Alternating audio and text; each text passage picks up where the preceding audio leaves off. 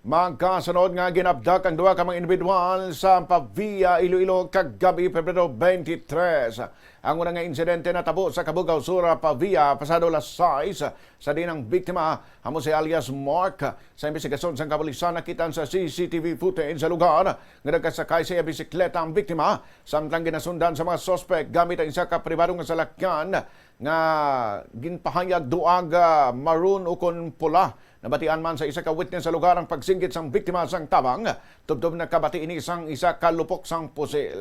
Nakita man sa CCTV footage ang pagpanawag sa salakyan sang duwa ka lalaking suspect nga ginabulubanta yara sa 20 tubtob 30 anyos ang pangidaron kag sunod nga ginkarga nila ang biktima sa salakyan. May nakita naman nga dugo sa pader nga senyales nga posible na igo ang biktima. Samtang na-record naman ang isa pang ka-abduction sa tubang sa isa ka convenience store malapit sa plaza sa mga Banwa.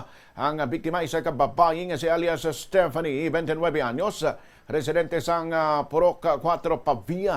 Nakita sa matistigo nga nagpukotay ang babae kagang lalaki nga nagpakilala pulis kag may nagabot pagid nga duwa ka mga lalaki antes ginbutong pasakay sa kotse ang biktima. Sa interview sa Bombo Radio kay Police Master Sergeant Luther Maderse, investigador sa Pavia Municipal Police Station, iagin pahayag nga angot sa unang kaso sa abduction. Ilang karon ginamonitor ang mga ospital sa syudad kung mayara sang gindala nga isa ka individual nga biktima sang shooting incident. Nabaluan man nga padulong ang direksyon sang salakyan sa syudad sang Iloilo matapos ginkarga ang biktima nga si alias Mark. Base sa CCTV nga nakita ginasundan ang lipat ng maroon nga salakyan nga sidan. Ang kuha lang di sa CCTV sa report lang dito alin pa sa dito uwing guri sila. Nauna ning bisikleta dahil nagasunod ang aton nga maroon nga sidan. In after nga naka-abanti sila sa naog ang duha ka tawo kag dugay may naglupok sunod sa aton nga witness.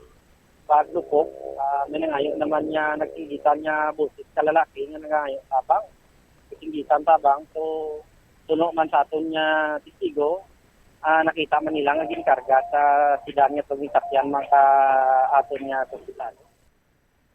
Nabalian si Police Master Sergeant Luther Maderse, investigador sa Pavia Municipal Police Station. Samtang sa separado naman ka interview sa Bombo Radio kay akon sa isa ka barangay kagawad sa lugar, ginpahayag sini nga ilan na identify ang bisikleta nga ginapaligiyahan ni alias Mark, residente man sa mga barangay. So pa sa barangay official, sa karon hindi pa matumod kung sa man ang nagasakay sa bisikleta sa natabo ang insidente. Pahigpag sini, ginatinguan sa pamilya ni alias Mark nga malabot ang cellphone number sini apang wala gin nila matigayon ini nga makontact. Security guard sa Baytarits. Kaysa ang paglupok na, nagdalagan sa balay. Kanya kagawa. Pangita niya ko galing way magtulay. Galing pagkadto ko di, are na ang swap.